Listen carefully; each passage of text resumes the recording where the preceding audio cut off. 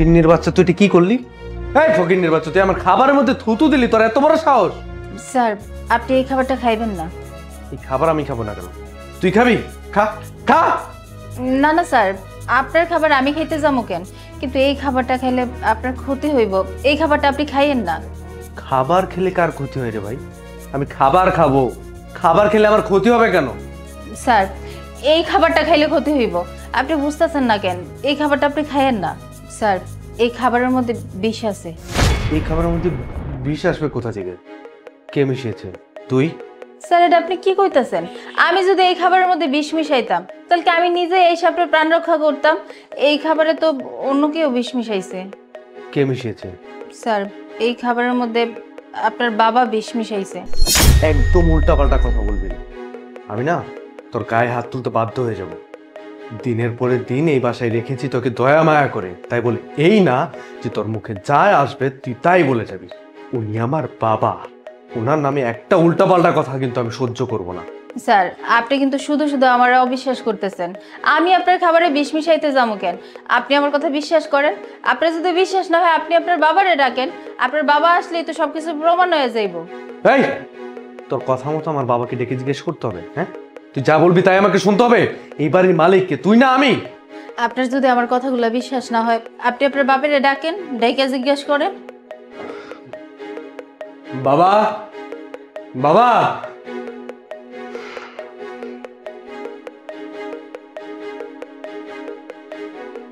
কিসে বাবা ডাক দিলে কেন? বাবা ওই পাগল মেয়েটা কি উল্টাপাল্টা কথা বলতেছে দেখো না। ও বলতেছে তুমি নাকি খাবারের মধ্যে বিষ মিশাইছো। তুমি ওর বলো না বাবা, তুমি এই খাবারে বিষ মিশাও না, বলো। তুই কি পাগল হয়েছিস নাকি? তোর খাবার আমি বিষ মিশাবো কেন? এই মেয়ে, এই তোমার তো শ্বাস কম মারো না? তুমি এমন একটা কথা বলছো যে আমার বাপ পুতের মধ্যে ঝগড়া লাগাই দিচ্ছ, ভুল বুঝাবুঝি সৃষ্টি করে দিচ্ছ। হ্যাঁ দেখেন স্যার, আমি যে মিছা কথা কইতাছি না এটা তো আপনি ভালো করেই জানেন, কারণ খাবারটার মধ্যে আপনিই কিন্তু বিষ মিশাইছেন।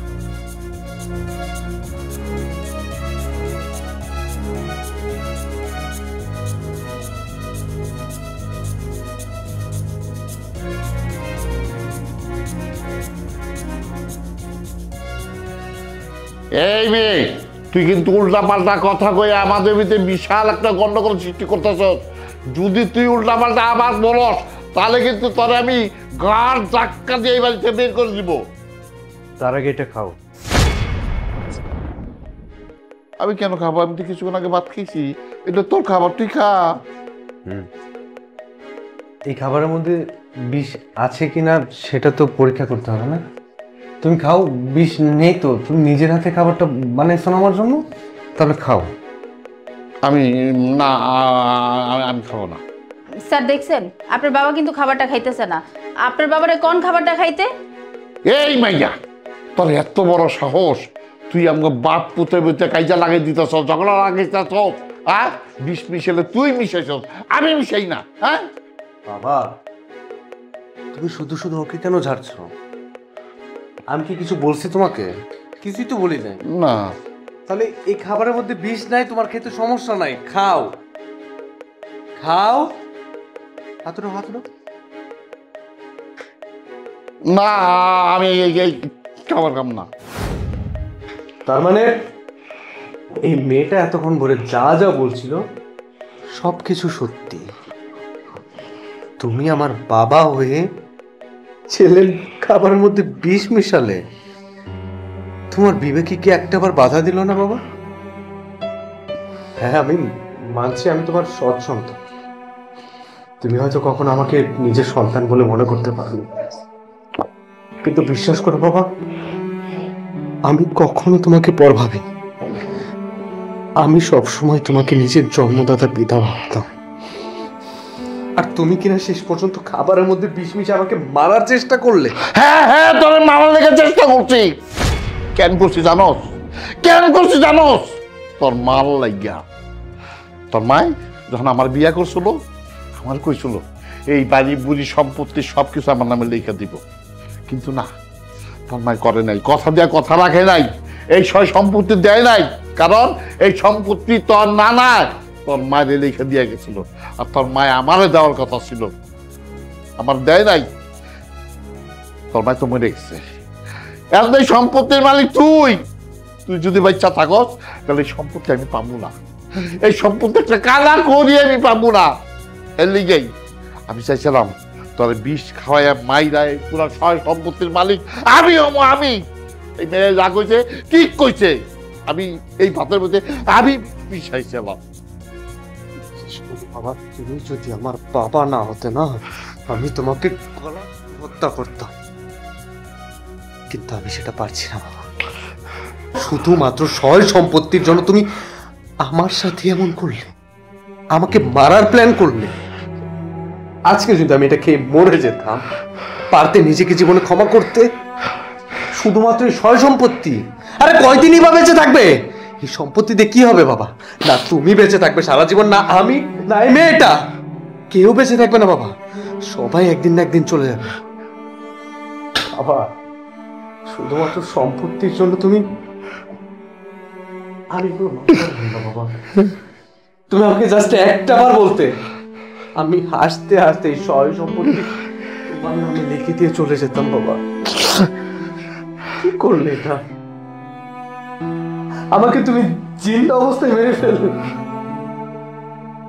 আমার ভিতরে আজকে তুমি যে কষ্টটা দিছো না বাবা, আমি মরে গেলেও এই কষ্ট বলতে পারবো না। আমার বাবা কি না আমার খাবারে বিষ মেশাইছে আমাকে মারার জন্য। বাবা রে, আমি ভুল করে ফেলাইছি বাবা, আমার ভুল হয়ে গেছে বাবা। আমি সম্পত্তির লোভে বলে বাবা এই কষ্ট করছি। আমার মাফ করে দে বাবা। আমার পাশে আপনি কেউ নাই, তোর মায় নাই। এখন তুই যদি পাতা গোস, আমি কারণে বাসব এই সম্পত্তিতে আমি কি করবো বাবা? আমি ভুল হয়েছে, আমার মাফ করে দে বাবা। আমার হাত ছাড়ো, আমার আমার হাত ছাড়ো। আমি তোমাকে মাফ করতে পারবো না। আমি একই ছাদের নিচে তোমার সাথে আর বসবাস করতে পারবো না। আমি যদি এই ছাদের নিচে আজকের পরে বসবাস করি না, আমি ভিতরে ভিতরে মরে যাব বাবা। আমি বেঁচে থাকতে পারবো না। আমি ভিতরে এই কষ্ট নিয়ে এখানে থাকতে পারবো না।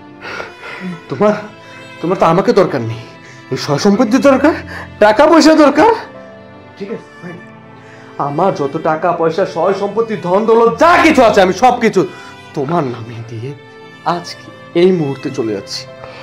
আমার এই চেহারা তুমি কখনোই দেবে না, কখনোই না। আর তোমাকে অনেক অনেক ধন্যবাদ।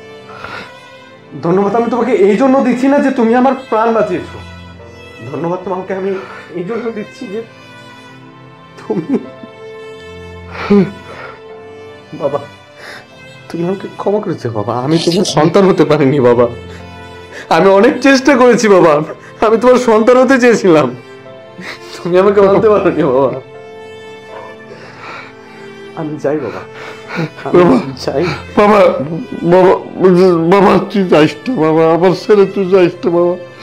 আমার জীবন আমি একটা বড় ভুল করে ফেলাইছি বাবা, তুই আমার এইবারের মতো মাফ করে দে বাবা, মাফ করে দে বাবা। আমি যদি পারতাম না, আমি সারা জীবন তোমার সাথে থাকতাম। তুমি বিশ্বাস করো বাবা, তুমি মরার পর আমি তোমার কবরে মাটি দিতে অবশ্যই আসবো। ছেলে হিসাবে তোমার লাশের খাটিয়ে আমি কাঁধে নিব বাবা। আমি আসবো ঠিকই বাবা। যাইস না বাবা।